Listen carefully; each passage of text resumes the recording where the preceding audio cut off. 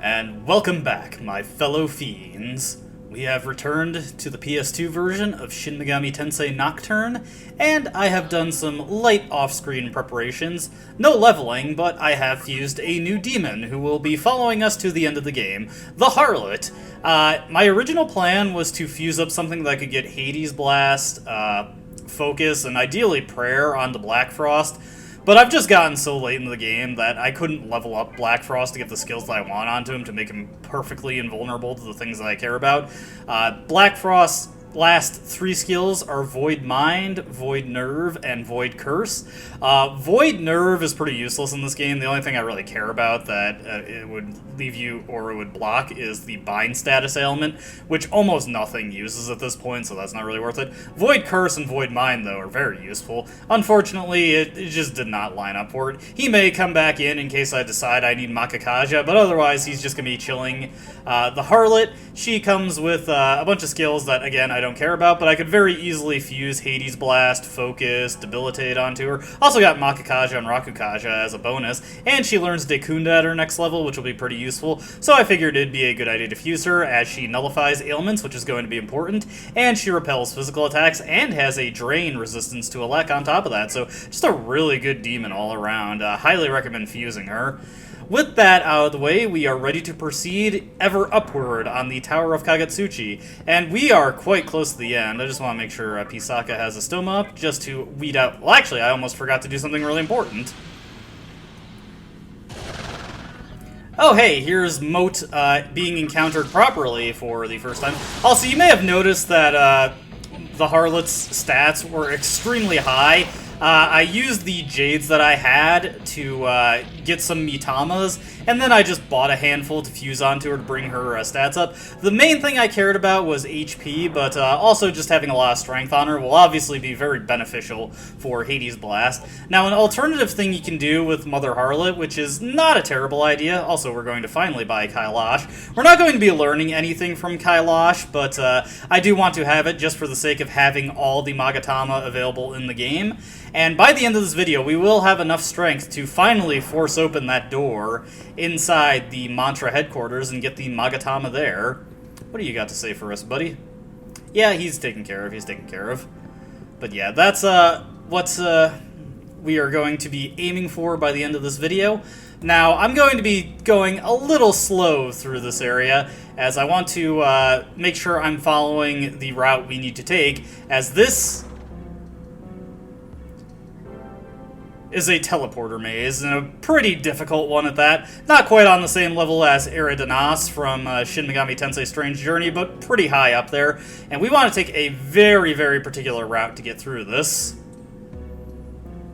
Yeah, it looks like this guy is also having some trouble. Now, the map in-game, contrary to what this guy is trying to have you believe, is not super helpful, as the teleporters you come across, they don't actually mark which direction they send you in. The route that I just passed up would have put us on a teleporter that would have just teleported us back to the start, so we didn't want to take that. Alright, so I want to make sure I get the right section here. Going through here, there's no teleporter to worry about. And let me see. I believe we want to head all the way down this hall. And we'll hit a teleport that will send us to the opposite side of the floor. Alright, and this is where I have to be a little more meticulous.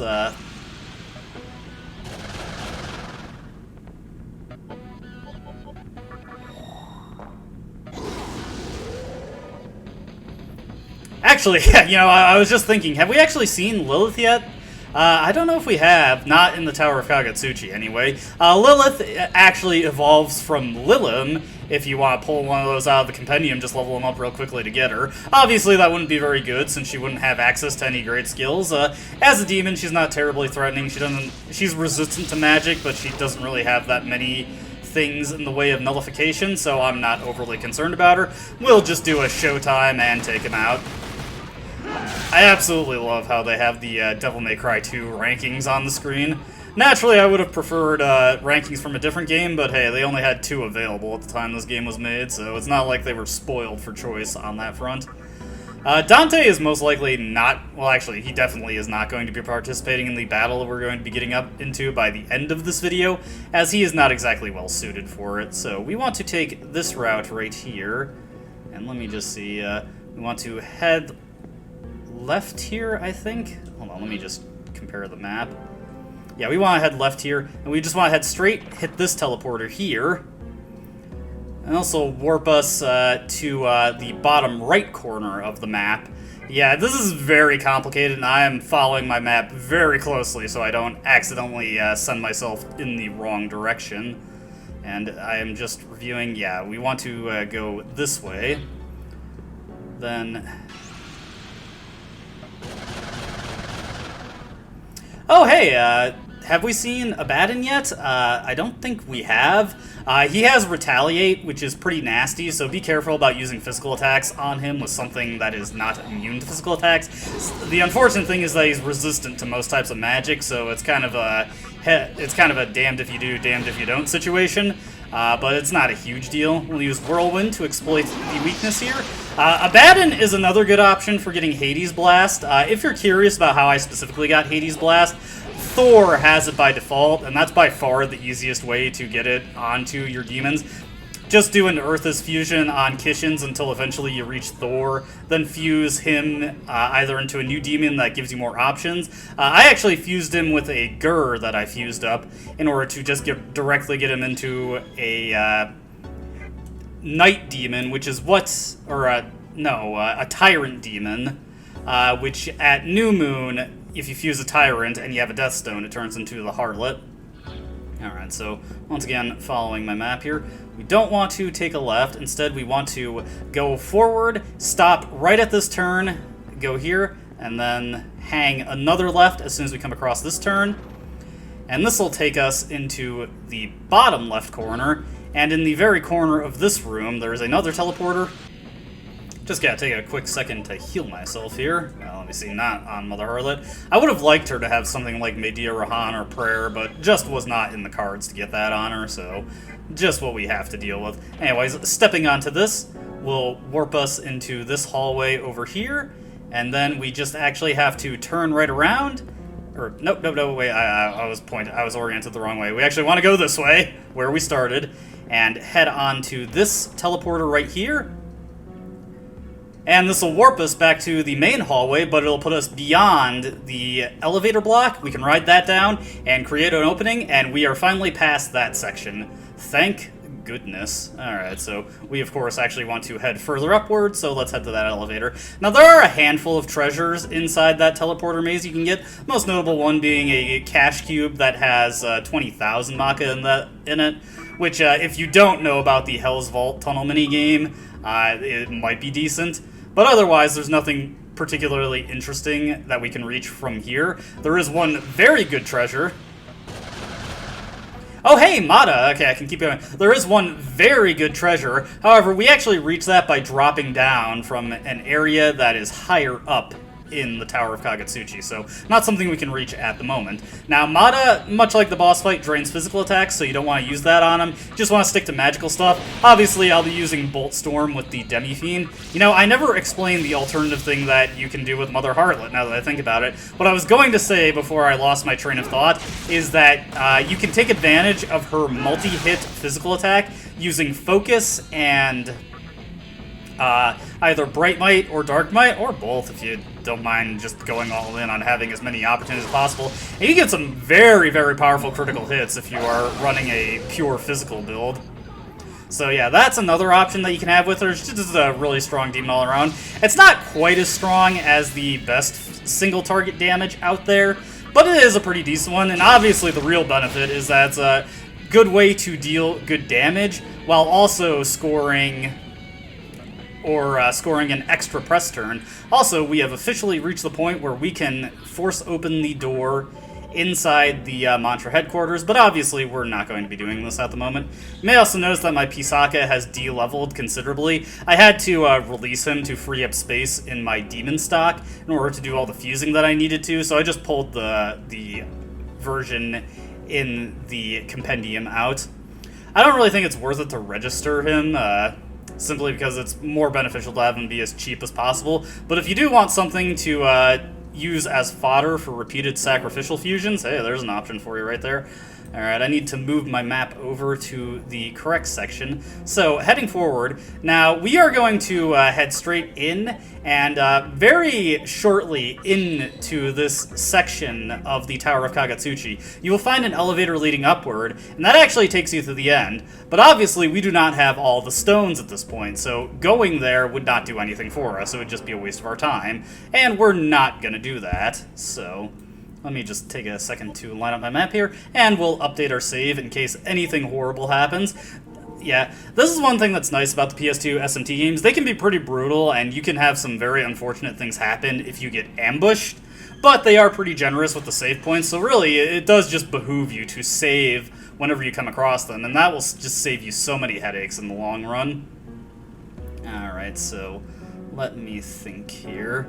I just have to take a second to consult the map and actually figure out where we need to go precisely. We do want to get to a very particular section. Yeah, and there's several warps that will take us back to this save point, though we have to figure out how to get around them. Okay, I'm slowly getting it. Let me see here. Let me just cut ahead until I've consulted the map enough to figure out where we need to go.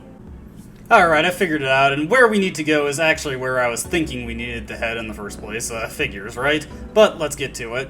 Okay, so we want to hang right here, and head down this section right here. And let me see, yeah, we just want to keep going until we hit a dead end, and go through this door. Now this door that we go through is a one-way door, so we can't go back the way we came. And there are several teleporters that you can blunder into, but there is an elevator block in this area that will take us where we need to be. Also, let's get some light in so that we can actually see what the heck we're doing. You know, I've never actually tested this. I'm pretty sure it works like in Digital Devil Saga 2, where if you run into an encounter while you're in darkness, you just get a guaranteed ambush. But I've never really wanted to test that, because obviously that is a very, very undesirable situation to put yourself in. Okay, now that we're up here, let me just find where we were. Yeah, it took me a while to parse the map that I used for this here, because the guy's instructions are not super duper and clear. But I was eventually able to parse the instructions I was given. As you can see here, we've got a path that appears as you walk towards it, and in the corner of this room, we find a pit trap. But this pit trap is actually our ticket forward, as it will drop us into an area that will allow us to reach where we need to go. Heading out into this area right here, we will come across a big door. Heading through here, we're back on the outer wall of the Tower of Kagatsuchi again, and this is the path we need to take to actually get forward. This will lead us up to the area with the boss. I kind of wanted to show off the elevator that leads you to the end of the game, but we'll be seeing it by the end of this video anyway, so it's not a big deal. It would just be a waste of time to go check it out. We got another block over here that takes us out to that section over there, but I believe that's just a dead end.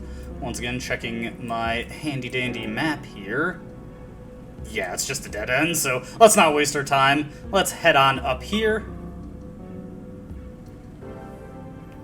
And after that, not exactly thrilling detour, or rather break in the commentary, we find ourselves at floor 444F. Nice even number.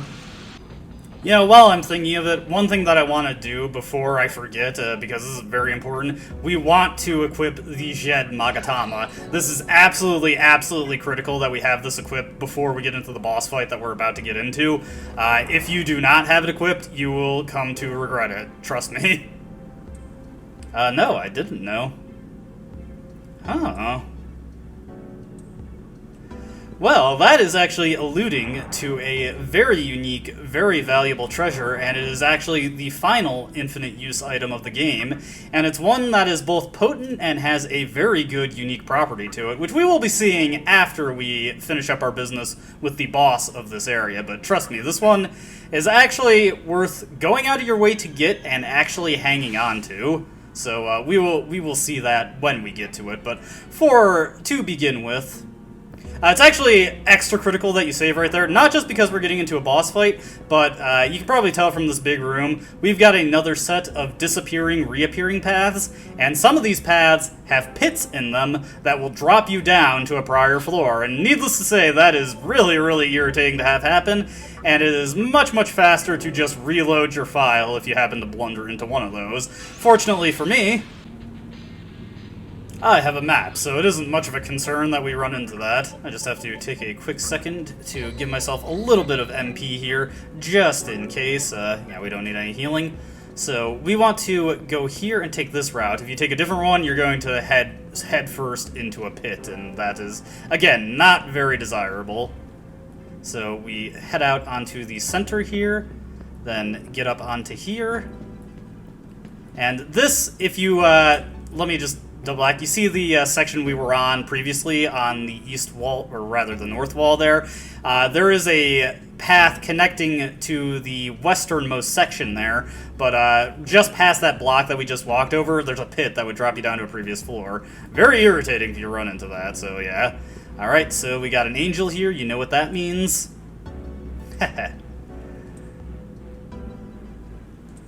I'd like to see you guys try. With that said, let's get on up and let's finally meet up once again and for the last time with Chiaki. He's trying so hard to actually get into this encounter, or get to this boss before we got into another encounter. Now, before we head in there, we do want to make sure that we're operating at max capacity, so let's get Pisaka in it, or rather Uriel in. Sorry, my vision was a little off there. And let's use a Great Chakra to get all our MPs restored. Now, here's the tough thing I'm going to have to deal with. It is incredibly desirable to nullify Curse here, but obviously I only have 2 demons that have that as a guarantee, so we are most likely going to get an opportunity to see the boss's gimmick in action. And to that end, I want Kali at full MP to have her as a backup plan should Uriel get nailed by the thing I'm worried about. Alright, with that out of the way, let's head on in and meet our destiny.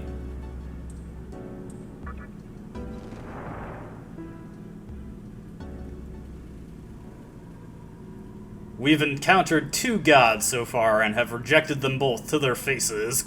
Probably a little more close for comfort than we would have liked with Isamu in Noah's case. And just one more. By far the goofiest looking one of them all, as well as the most Darwinistic. She's got like a little saucer on her waist. Yeah, I don't know what Kaneko was thinking with this one. I'm sure there's some kind of symbolism to it, but it just looks silly. Kind of looks like something you'd see on a tokusatsu show, actually.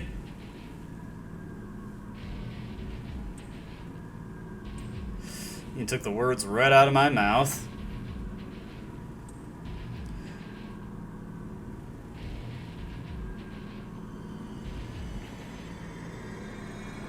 And with that declaration out of the way, time to fight Baal, and she starts right with the fancy music, no gimmicks to start us off, and Baal is actually by far the least threatening of the bosses in terms of raw combat ability at the start of the fight. However, she has a unique gimmick that we may or may not see. I'm going to give her a chance, but we may just end up bypassing it entirely, depending on the kind of damage rolls I get here. Now, as you can see, oh, here it comes. There we go, Baal's Bane, a curse-type attack with a 100% chance of turning a character into a fly, thereby reducing their stats. So this is why it's so critical to nullify Curse.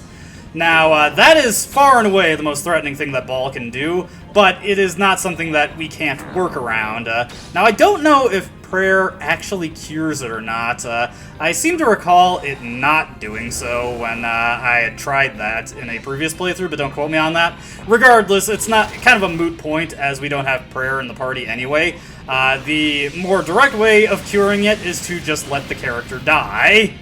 Undesirable, but it is what it is sometimes. Alright, with the focuses in place, we just want to keep healing ourselves up Let's get another Tarukaja in. I really, really want to max that out before we go in on any more offensive antics. And we already got focus, yeah.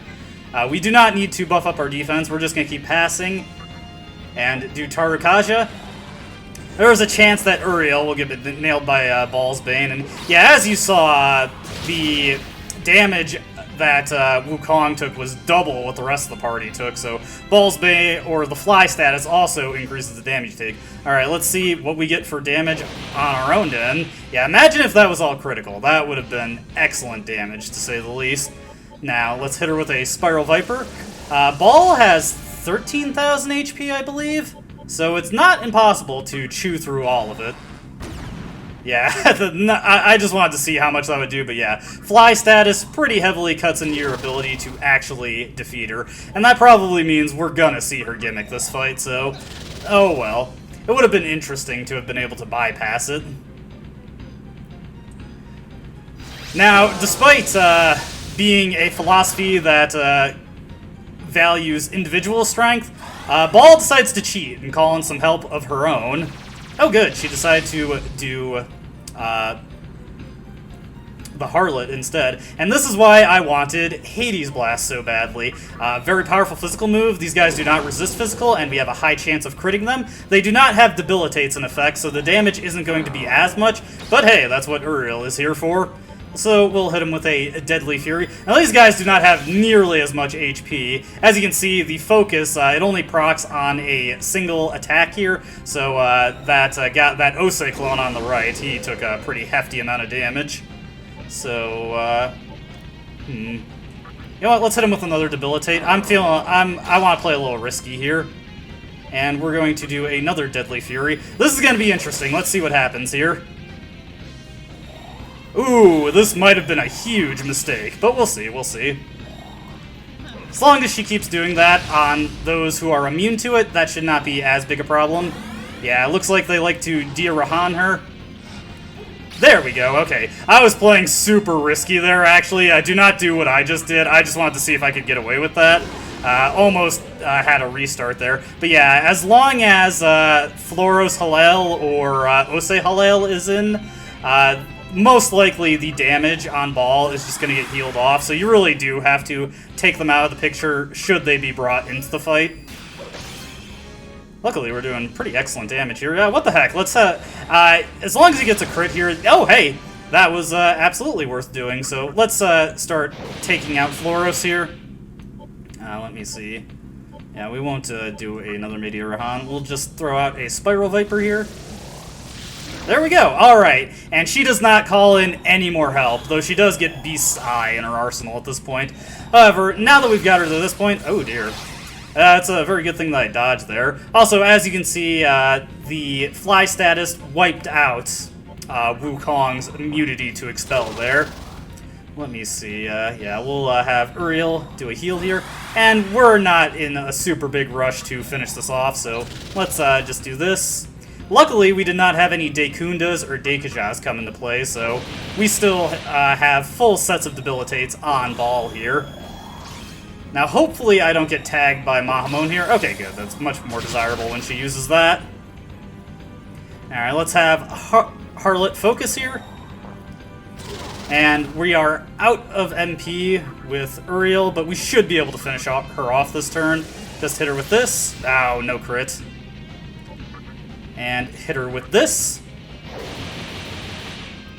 Do I risk it? We'll go for a punch at least. Okay, yes. Yeah, if you are not prepared and the Demi-Fiend gets hit with Baal's Bane, that's basically GG right there. The Demi-Fiend will not be able to hold out for the rest of the fight. And we level up, get another point of strength going, just in case. It's actually kind of tempting to have, but I think I'll stick with what I got for the rest of this file. We'll get rid of Tarukaja there. And let's let Jed react violently. Hey! Awesome! Full party recovery. Very nice. And what do you got for me, Wukong? Come on, incense, incense, incense! Tetrashot. I don't know if there's anything that actually influences. Also, we do not need Makamon at all. I don't know if there's anything that influences if you get incenses or not, or like the quality of the item. I want to say maybe that's something that your luck stat influences, but I don't know for sure. All I know is that after a point, I was more consistently getting incenses from my party members. Also, sad day for Baal.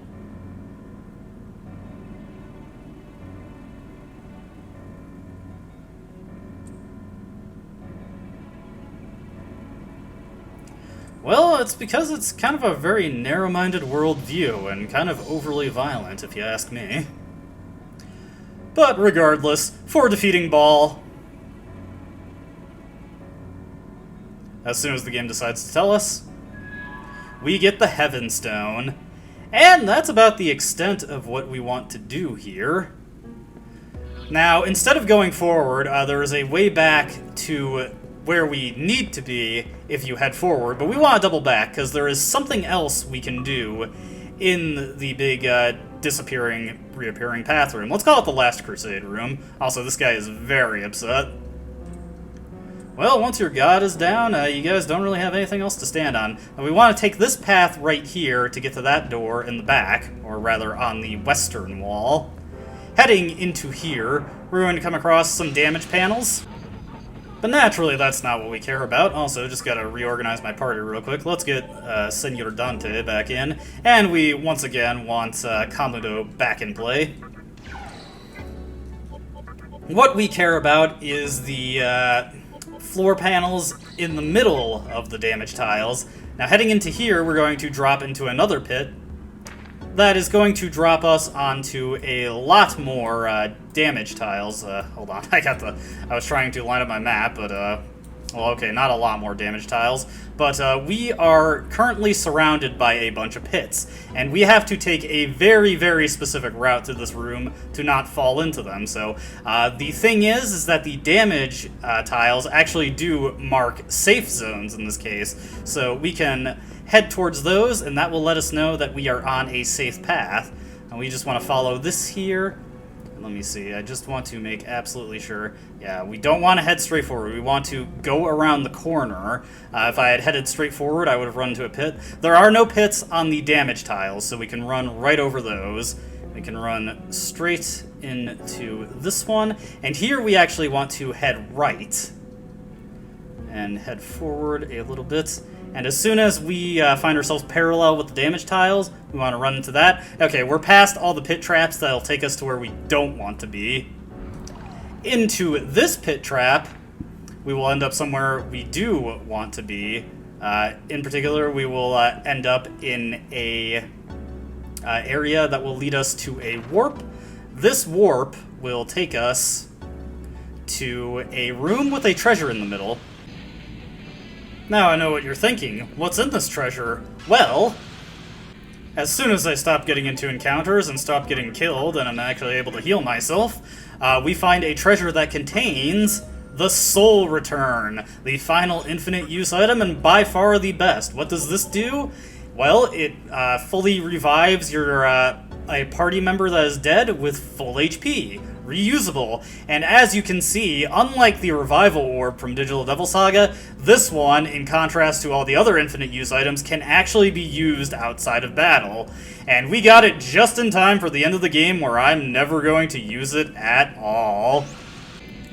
Now, if you're like me and you're in a situation where you're not really going to use that, the other thing that you can do with it is sell it, because in contrast to the other infinite use items, it sells for 100,000 Maka, which is a pretty decent amount at this point in the game, so I wouldn't say no to it.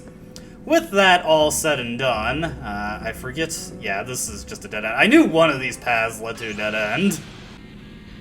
Yeah, I've basically done everything I care to with my map at this point, so I'm not really consulting it right now. Let's see, let's take this cube right here. And this will actually take us, well, not directly, but after going out a little bit, it'll take us into a room with another Ascension Cube. I like that name for it, Ascension Cube. And this one will finally take us to the other side of the Terminal B. And we can use Terminal B. We'll just warp back to the town area at Tower of Kagutsuchi 3. And since we've already dropped the elevation block that opens up the way to the elevator to the section we need to be in to get to the end of the game, try saying that 5 times fast, we can just walk there straight away. Let's update our save just for safety's sake. Remember, it's always a good idea to keep your saves updated. And what the heck, we'll stop at the healing fountain on the way too. I'll be editing out quite a bit of this video, so we still have time to spare for my desired video length. Hey kid, I'm pretty cool. Yeah, he's not so interested. He just doesn't recognize a cool dude when he sees one. Alright, let's heal up here. Just get some MP back for Dante. Now that he's not going first in battle all the time, he is actually running out of MP pretty consistently, since it is ill-advised to provoke if you do not have demons or the Demi-Fiend available after Dante to capitalize on it, or you just don't have the turns to work it. Also, Showtime is a pretty expensive move. That's the one thing that makes me always hesitant to delete Bullet Time, is that while it is a little bit weaker than Showtime and it doesn't have the almighty aspect to it, it's also way, way cheaper. You get 4 times as many uses out of it compared to Showtime, so hey, it's a give and take. It's especially tempting to keep in situations where I decide to not keep Provoke, which, this is actually the first playthrough in a long while that I actually decided to keep Provoke, just because it is a decently useful effect when I can take advantage of it. Also, since I pretty consistently transitioned into having Elect Magic on my Demi-Fiend's build in recent playthroughs, it just seems like a silly idea to keep Round Trip when very rarely am I going to find situations where it would be useful for Dante. Obviously, when I come across things like 3 Rangdas, it would be useful there, but Showtime does well enough, and it's, in contrast to Bullet Time, Round Trip isn't that much cheaper than Showtime. And yes, this guy is just letting you know that if you've gotten here without the 3 stones, well, you'd be out of luck, because you could not do anything. But this is the final big Ascension Cube, taking us up to, can you guess it? I want you to guess right now, what is the final floor of the Tower of Kagutsuchi? Get your submissions in it right now, because you're not getting a chance to later. And there are the 3 altars that we need to dump our MacGuffins off. But yes, it is floor 666. Could have really have been anything else. Now this is a visually pretty stunning area, and the Nintendo Switch version absolutely hates it. The frame rate is awful here. And yes, this is where we need to be. Sadly, this is not a large terminal, so we don't have a direct warp to the end of the game. I just wanted to show it off right now, and that is where we'll probably... Well, actually, no, never mind. Forget what I'm saying. What we're going to be doing now is actually going to Ikebukuro to force open that basement door, so I'll just meet you there real quick. And here we are at that basement door that we saw, oh man, practically at the beginning of the game, really. Now, we can force it open with our raw might, and find a cash cube with a Magatama in it, specifically the Magatama Gaia, and Gaia teaches the Demi-Fiend's signature move, Gaia's Rage, and it is pretty bad, actually. First off, it doesn't teach it immediately. Also, Gaia's Rage is by far the most expensive physical skill in the game. I think it takes like 45% of your HP or something ridiculous. And while it does have a higher base damage value than, say, Deadly Theory, it also crits significantly less often, so yeah, it's not that great. Definitely not the uber skill that Digital Devil Saga makes it out to be. Not even Almighty Element, which actually might have made it a bit more worthwhile, but sadly no. As you can see, Gaia itself is a pretty terrible Magatama. It gives a considerable boost to your strength and vitality, but gives you 3 weaknesses, 1 to force, and 2 to both types of instant death, so I absolutely would not recommend ever having this equipped, because you can be guaranteed by the time you've actually get this thing, to always have the concern about running into something that has at least one of the two varieties of instant death available to it. However, the main reason we want Gaia is because, of course, it fills out our shiny Magatama collection. Now, this in and of itself doesn't do anything, but if we go to a Cathedral of Shadows,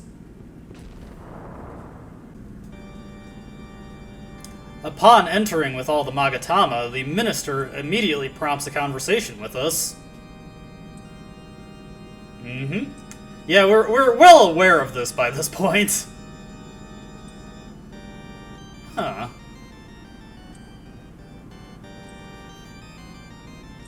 Yeah, and what do I get? Oh, fancy sword. Sadly, this is not a piece of equipment we can use. It's another MacGuffin. And this one we have to take to the one who once protected Tokyo. Now, the game does not exactly give you much direction where to go with this point. It's something that you kind of had to have been poking around for to notice. But where we want to go is actually outside the Tower of Kagetsuchi, specifically the Assembly of Nihilo Marunouchi entrance, or exit, depending on how you look at it. And let me just save our game one more time before I head out, since I'm actually going to be ending the video once we see what I want us to see. Yeah, let's just update that save right there. There we go. Also, we made really good time on this playthrough at the end of the game with only 36 hours. Pretty good, pretty good. Usually, when I play this game, it's at a much more leisurely pace, and I usually get to this point around 50 hours in, so nice to see that I'm getting better at this. Alright, heading out here. You may have noticed right away there is a shining shrine up on that mountaintop there, and fortunately, in comparison to when we first entered this area, we can get there much more quickly. Heading over here, we can interact with this shrine, and it is the grave of Masakado, with the Lord's sword, or blade, depending on what the game wants to call it. We get surrounded by a bright light,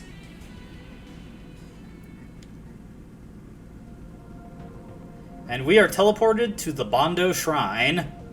Now, the Bondo Shrine is a bonus dungeon that is loaded with enemies that are pretty big deals in Japanese mythology, but all of them are considerably weaker than the Demi-Fiend at this point, so it is pretty easy to walk through here with a stoma and get to all the places you need to be. Inside Bondo, we will come across 4 altars, each of which containing a boss for us to fight. That is something we will be doing in the next video. This is where we'll start out, and we will take care of that. And what do we get for completing the Bondo Shrine? Well, it is absolutely worth your time, so I'd highly recommend doing it. But that is for the next video. Until next time, as always, I hope you enjoyed watching this video, and I hope to see you in the next one. Goodbye!